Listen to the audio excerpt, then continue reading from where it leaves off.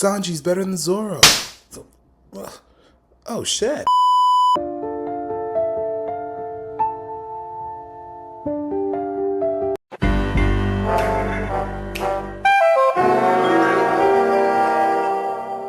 What's up, y'all? One Piece One Life here, and guys, hot takes. We all have them. A hot take is when you have a very strong stance on a highly debatable topic. And in the anime community, hot takes are about 90% of the drivers of all conversation. And for no fandom is that more true than One Piece. So today I actually want to start a series where I go through and examine people's One Piece hot takes. Just going through them, explaining what I think about them and whether I agree or disagree. And honestly, there's no end to people's takes. It could be infinite, so I could do so many videos of this. And if this does well in the One Piece sphere, imagine how many other anime I can also expand it to. So you better strap in, because this is going to be One Piece hot takes tackled. But before we get into examining what may be the most infuriating pieces of media that I've ever laid my eyes across, please do something for me. Like the video, okay? That's very important. Subscribe to the channel for more One Piece and anime content just like this every week. Share it around with all your friends who love the series. You know what we say here.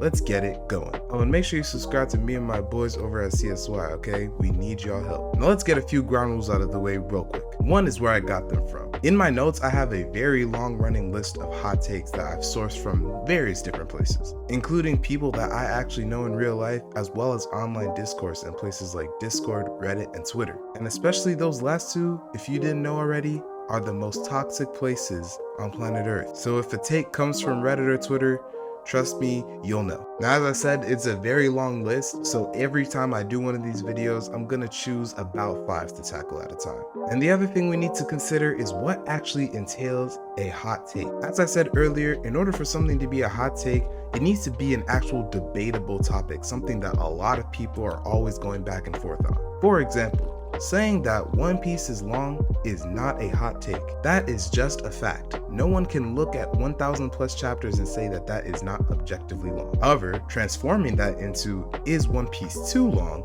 That's where you get a hot take, because now you have people who are actually able to argue that back and forth with their reasonings. But with that out of the way, let's talk about our very first hot take, which is One Piece has the worst villain writing of the big three. And off the bat, I think I gotta say, I don't agree with this. At least I half agree and half don't. Because I definitely think that on average, Naruto will have better villain writing than One Piece. But I also believe that Naruto as a story just lends itself more to that, because their villains aren't really villains as much as they're broken heroes. So it becomes a strong trope that when you sprinkle in different backstories and how they got there, Masashi Kishimoto is able to create multiple really great villains. But with that said, I think there's still definitely something to be said about the quality of One Piece villains. Not all One Piece villains are going to be absolutely amazing, of course, but when you look at a lot of them, they're some of the best in shonen, especially when you think about what they mean in contrast to Luffy and his character and him going directly against them. I mean, you got villains like Kaido, Enno, even Blackbeard, all villains who are literally pitting their dreams against Luffy's, and in order for Luffy's dream to be realized, he has to crush theirs.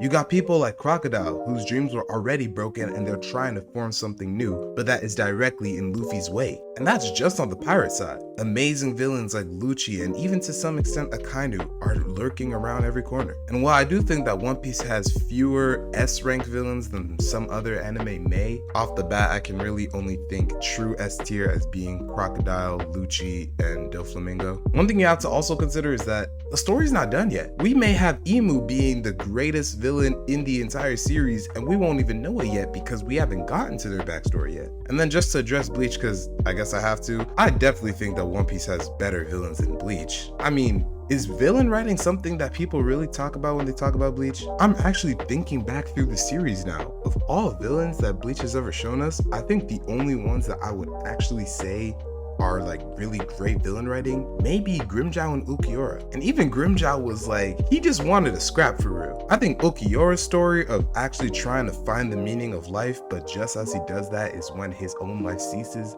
that was pretty compelling to me. But then when you look at people like Aizen and Yuha, they're great in terms of power and, you know, aura and stuff like that. Even long-term planning, it's second to none. But when you're talking actually being a villain with your motivations and backstories and everything fleshed out, I also forgot to mention, but I'm gonna be grading each hot take based on whether how much I agree with it or not. With 5 being I absolutely agree and 1 or 0 even being absolutely not, get out of my face. So I think with that said, this is a pretty even 3. On to our second hot take of the video, which is neither Blackbeard nor Akainu will be One Piece's final villain. And for this, I can tell y'all wholeheartedly, it's a 5 for me. Absolutely agree. I'm a very strong proponent of the idea that it is in fact going to be Imu who is the final villain of the series. In fact, I already made a whole video entirely dedicated to this single idea, which you should definitely check out after this one. But to just quickly summarize what I said in that video, you just have to think about it for longer than 5 seconds. For one, it's just too thematic. Imu is literally the shadow oppressive ruler of the entire world. Luffy's story that's represented through his Devil Fruit awakening, of course, is that of being the new incarnation of Nika. That is the warrior of liberation, the person who goes around freeing the oppressed people. So I don't think the pinnacle of this story can get any bigger than freeing the entire world. Also, unless Blackbeard steals Imu's fruit somehow, which at this point just seems completely unlikely, like how's that gonna happen? Imu is and will remain until Luffy beats him the single strongest person in the story alive right now. And unfortunately, One Piece is a shonen, which means that the strongest bad guy is going to be the last bad guy of the story. There were a lot more reasons, but for real, I explained it better in that video. Go check it out. And now on to our third hot take. Oda doesn't have a vision for the end of the series, and that's why it kept blowing past the 5-year mark that he always keeps saying. For this, I think I'm gonna give it a 2. Actually, no. I'm definitely giving it a 1, because I'm not gonna lie, you have to be blind to think that Oda had 0 plans for how he wants to end this story. Oda has admitted multiple times he knows what the end of One Piece is going to be like. He's already envisioned it. He can see the final chapter, the final panel. What continuously takes long is the journey to get there, because as he continues writing, the story just keeps naturally expanding. But if you want to say that's up to him and continuously saying, yeah, he said 5 years, but he can't wrap it up tightly, that's true. He can't wrap it up tightly in 5 years. One Piece is gonna be 30 soon. And in order to craft the world that Oda built that so many of us love, he needed that time. And now again, that doesn't mean that he doesn't have goals. He doesn't know where the story's going. It just means that it'll take longer to get there. And honestly, as somebody who doesn't want One Piece to end, personally, I'm okay with that. Now, the reverse side of this is to not lean too much in that direction though, which is saying that every single thing Oda has ever done is planned, because that's just blatantly not true. By Oda's own admission, there are so many times throughout the story where he has to come up with something on the fly, or even the week of or the week prior to that chapter being released. With the most infamous and obvious example that people know now being the supernova. They weren't created until like about a week before they were actually introduced into the story. And we can see just how much impact Law alone has had on the story, not to speak on all of them as a group. So don't worry, Oda definitely knows what he's doing. We just need to have trust in him that he's gonna make it there. Does that make me sound like a One Piece glazer? Probably. Am I a One Piece glazer? Probably. Moving swiftly along, the fourth hot take we have is Ace did not deserve to die. And oh my goodness, they got me talking about Ace. Well, I'll start it off like this. It's an easy one.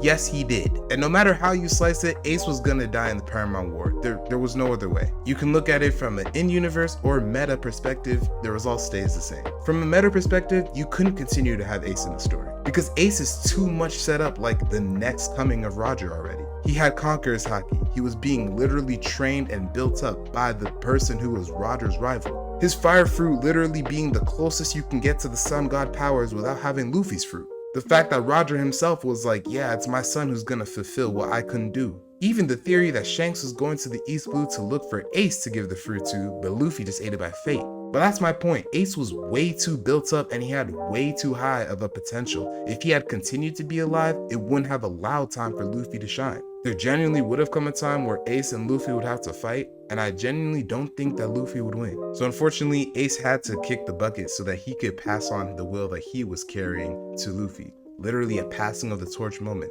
no pun intended. And then you think about it from an in-universe perspective, and it gets even worse. Cause I'm sorry, anybody who dies because of yo mama jokes deserved that shit. No, really, let's just think about it. Let's say you're in a war. You managed to free the one person that you actually needed to free. Your guys almost look like they're being beaten back, but that's okay because you can all escape. You have a clear route. And then you hear the other side's general saying, hey yo, daddy's so fat, when he enters an elevator, he can only go down. and that triggers you enough to spin the block talking about, what the hell did you just say about my daddy? Go to fight and then die. Because that's exactly what happened to Ace. Some people would say, oh, but Ace couldn't back down because that's not Ace's personality. Well, obviously, but that doesn't change the fact that that's what happened. And I'm sorry, I personally, I just can't take it seriously. Because it took everything that Whitebeard and Luffy's side had to offer. They put everything to try and save this guy, and he just threw it to waste. I'm sorry, I can't respect that. In your next life, maybe you'll actually listen to your dad. And now for the final hot take of the video. Syrup Village